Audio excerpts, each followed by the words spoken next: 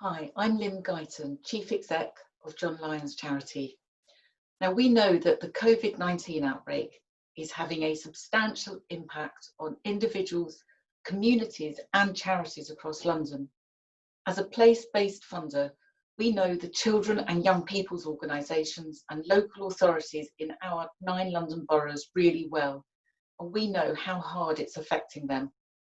Since the lockdown came into effect in March, the voluntary sector has been devising strategies to adapt both their fundraising and delivery strategies to try to mitigate against this current crisis.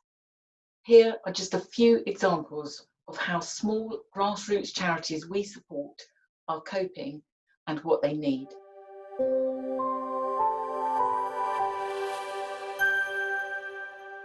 In March, I think we had 13 projects either actually happening or in development. So literally sort of overnight, 13 projects kind of all stopped. What COVID-19 has effectively done is highlighted the deprivation and structural inequalities, poverty that was always there, and all it's done is just basically aggravated it. I think particularly young people with disabilities who rely on a lot of support in their educational situations or community support groups, that support has had to change or been taken away completely, and it's really worrying. While schools have been closed, youth clubs have been closed, after school clubs have been closed, day and plays have been closed, sports clubs have been closed, all the kind of things that John Lyons have been brilliant in backing over all these years. It's that element of social infrastructure that we've really lost sight of. It's very hard, we've discovered in COVID, to reach new, young, vulnerable people because they don't know you. You haven't built up that relationship, you're not face to face, you can't engage with the parents in the same way.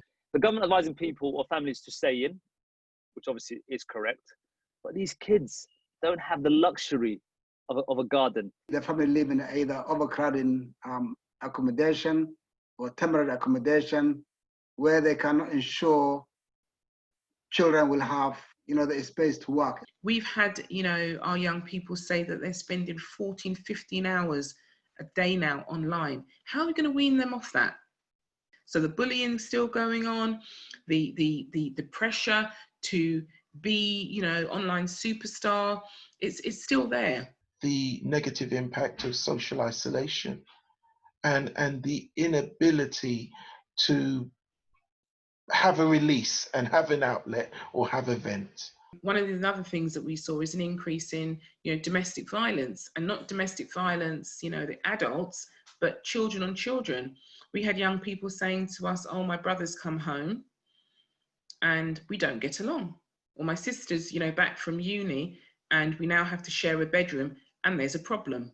I think positively, we've been able to reach out and connect to some young people who perhaps didn't know us or are interested to try things out, and from the comfort of their own home, it perhaps feels a bit safer to try something out if it isn't right for them. You've not invested the same as going to a building.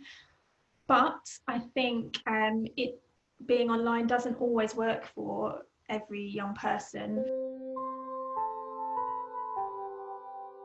Don't forget the arts. Don't undervalue the impact that arts have on people's lives. And please don't just think about the big organisations. Think about those small organisations. Funding is required, but funding isn't the priority one. The ability and the intention and the will to listen and effect change needs to come from the government, and they need to say it first of all overtly, so that everybody knows that we have said we're on the same page. There has been funding, but it hasn't trickled down quick enough. And we need a lot more grassroots support. And that's not just for our organisation, there's organisations across the country that are doing fantastic jobs, charity organisations. So that will be my plea. The government have a lot to do to try and help make sure that the arts sector can continue to do that work, because sadly it feels like it's the most vulnerable and disadvantaged people who will be suffering the most as a result of this. Invest in social infrastructure for the long term. because that then includes things like childcare, youth clubs, after school clubs, all of the things outside the formal schooling sector. Value them, value nurseries, they do amazing work. Value youth clubs. It's sometimes the only place a young person feels they belong. Every time there's another young person that gets stabbed or killed, the government, you hear everybody, oh, how are we going to address this? How are we going to address this? We're going to bring in, this new public health approach and everything. Where's the money? Where's the money for us to be able to do that? We can't just do it on goodwill, and, every young person, for every young person that's died, is one young person too many. So I think, the government just need to really be a bit more intentional.